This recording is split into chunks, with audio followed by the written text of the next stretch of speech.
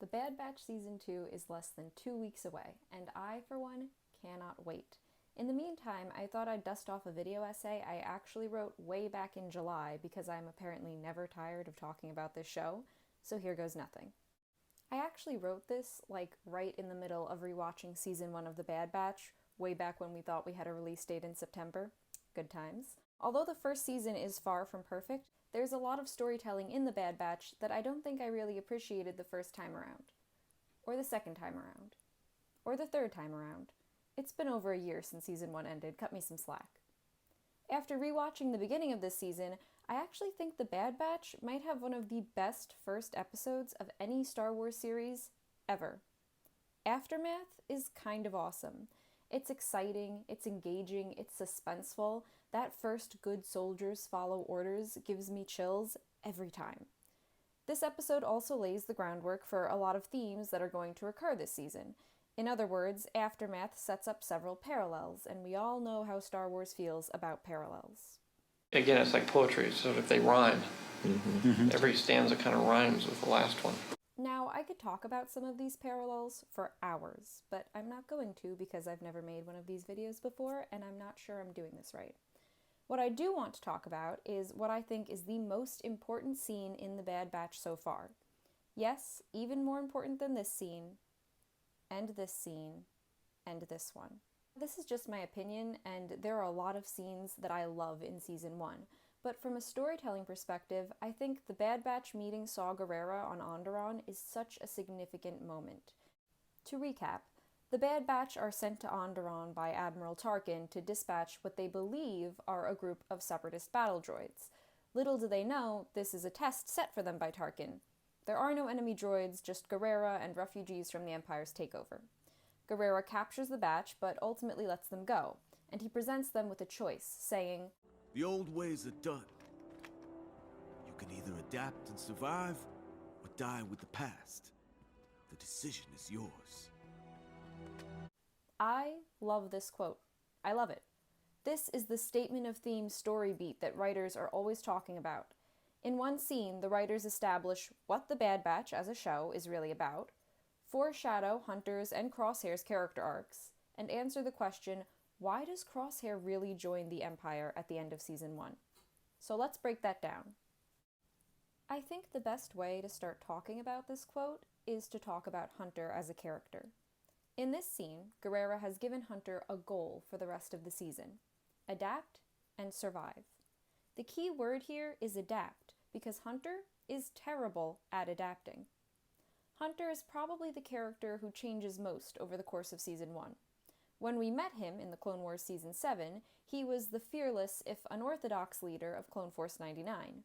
He was outspoken and didn't back down from a challenge. In Season 7, Episode 2, when the Bad Batch accompany Rex and Anakin to Skako Minor, Hunter tells Rex, "Sounds like a trap, but me and the boys will tag along anyway, if only to say I told you so." Thanks, Hunter. After the fall of the Republic and taking in Omega, however, Hunter's mindset understandably changes. He becomes a passive protagonist. I'm borrowing that term in relation to The Bad Batch from a great video by Red Raptor Writes, who argues that, as a show, The Bad Batch's main problem is passive protagonists, characters who are impacted by the plot instead of having their actions drive the story. And I agree, but I also wonder if Hunter's passivity is kind of the point, if inaction or indecision is intentionally his main character flaw. The series begins with Gerrera offering Hunter a choice, and the show repeatedly calls Hunter out for failing to really make that choice. Adapt and survive, or die with the past. Hunter doesn't adapt to life under the Empire. He accepts a life of running missions for Sid because it's relatively safe and familiar. In exchange for credits and a place to stay, the Bad Batch carries out missions, just like they did for the Republic. They don't do any more or any less than the current mission requires of them. Already, by falling into this pattern, Hunter has failed to respond to the ultimatum Saw Gerrera presented him with in Episode 1. I can't help but think of the scene in War Mantle where the Bad Batch argue over whether or not they should go save Gregor from the Empire. Echo and Omega are in favor of helping Gregor, while Tech points out that doing so will jeopardize their current mission for Sid and their payment for said mission. Wrecker stands there repeatedly saying, Echo's got a point, or Tech's got a point, or Omega's got a point. The scene is played for laughs, but I think it also serves a more important purpose, to highlight the different directions Hunter is being pulled in as a leader. Does he risk a mission and credits necessary for food and fuel for his squad and their ship, or does he fail to help an old friend like Rex? I think Echo's death glare helps make Hunter's mind up for him, but he continues to be hesitant and uncertain for the rest of the episode. In Hunter's defense, he does end up getting captured by the Empire, even though they free Gregor, so maybe his hesitation was somewhat warranted. And it's not like Hunter doesn't have a reason to be indecisive. He's in completely uncharted waters in Season 1 of The Bad Batch. The Republic is gone, and with it, his squad's access to food, fuel, and medical supplies. Without the Republic, the Bad Batch has none of these things. Without the Republic, the Bad Batch also doesn't have a purpose. In an interview with StarWars.com, head writer Jennifer Corbett said, "The question of what is my purpose is really a show theme, because the Empire taking over and the galaxy shifting and changing, it's continuous and it's evolving, and so are they. Keep in mind that the clones were created to defend the Republic, and, as Hunter tells Rex in The Bad Batch Episode 7, the Republic is gone, while the clones remain. Add to all of this the Bad Batch's virtual adoption of Omega, and it makes sense for Hunter to be somewhat indecisive and passive. In terms of character development, Hunter becomes less reckless and more, almost overly, cautious between the Clone Wars and the Bad Batch, again due to his experiences with the Empire and with Omega. Hunter's passivity only becomes a problem when something greater is at stake, and the Bad Batch has the capacity to help. Hunter is reluctant to rescue Gregor, even though he's a friend of Rex. He's reluctant to save the Syndulas, even though their unjust imprisonment has left their daughter completely alone. He's even reluctant to save his own brother, who has an inhibitor chip in his brain controlling his actions, from the Empire. In fact, Hunter is so hesitant, he doesn't even try to help Crosshair. I can't be the only one who noticed that. So, that's how Gerrera's quote relates to Hunter's character arc. Now, let's talk about Crosshair. Unlike Hunter, Crosshair's main character flaw was apparent from his first appearance in the Clone Wars Season 7. He's a jerk. A nicer way of saying this is that he's callous, he's unsympathetic, and sometimes cruel. He has a massive superiority complex when it comes to regular clones. It's not that Crosshair has a problem with everyone he meets. For example, he and Anakin seem to get along just fine, but it's fair to say that he has a general lack of regard for people other than the rest of the Bad Batch. Knowing this about Crosshair is important when it comes to understanding his character arc in the Bad Batch, and how Crosshair also fails to adapt to life under the Empire, even though he tries a lot harder than Hunter does. It's also important to note that for an unconfirmed duration of Season 1, Crosshair is under the influence of his inhibitor chip, so it isn't really fair to judge his character development based on those actions, only his uninhibited response to those actions. Writers Jennifer Corbett and Brad Rao confirmed that Crosshair's chip was intact in the first episode and removed by the finale.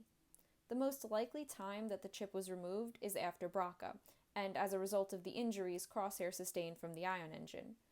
I read a pretty convincing theory about this, and I will leave a link to it in the description box below, provided I can figure out how to do that. But, working off the assumption that Crosshair's chip was removed after Braca, we can infer that Crosshair came back to himself, so to speak, to find himself alone, serving an empire that condones the execution of dissidents and civilians alike, that stages assassination attempts to charge their opponents with treason, and that will eventually leave him to die on Camino. And yet, Crosshair chooses to stay with the Empire. What's more, he tries to recruit the rest of the Bad Batch as well. Crosshair claims that this is what the Bad Batch was made for, and while I do think that Crosshair believes the enhanced clones of Clone Force 99 are somehow superior to the regs, I don't think this is his main reason for joining the Empire. For someone in Crosshair's position, it's easy to view the Empire as an all-powerful inevitability. He's spent time as a brainwashed soldier of this new empire and knows firsthand how powerful, destructive, and far-reaching it is. In Crosshair's eyes, the empire isn't something you can run from. The only way to survive is to join it. When Crosshair brings Hunter back to Camino in episode 15, Hunter points out that the empire will soon be phasing out clones. And Crosshair replies, "Not the ones that matter." He later tells the Bad Batch that the Empire can't protect the galaxy without strength.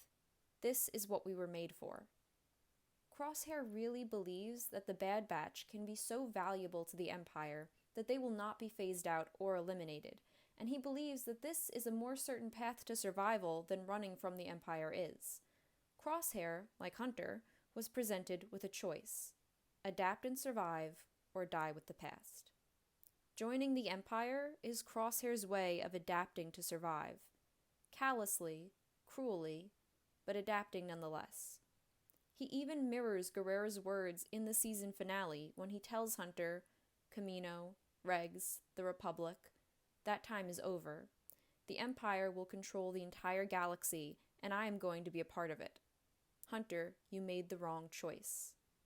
That's probably my favorite full circle moment of the entire season, by the way. To bring that theme up again while Camino is crumbling around them, while the Bad Batch is almost dying with the past, their shared past on Camino, as Gerrera would have put it, was a stroke of genius. So there you have it. Saw Gerrera outlines the main challenges of the entire show in episode 1, and the rest of the season is really just the Bad Batch failing to respond to those challenges, almost until it's too late. Now, I could be totally mischaracterizing both Hunter and Crosshair here, but this is just my interpretation of their character arcs and motivations based on Season 1. I'm so excited to see what's in store for the Bad Batch in Season 2, and I'd love to make more videos like this in the future, provided I figure out how to edit this one, and it ever actually gets posted. If you watched this video, thank you so much, and I hope you enjoyed it, and more importantly, enjoy Season 2.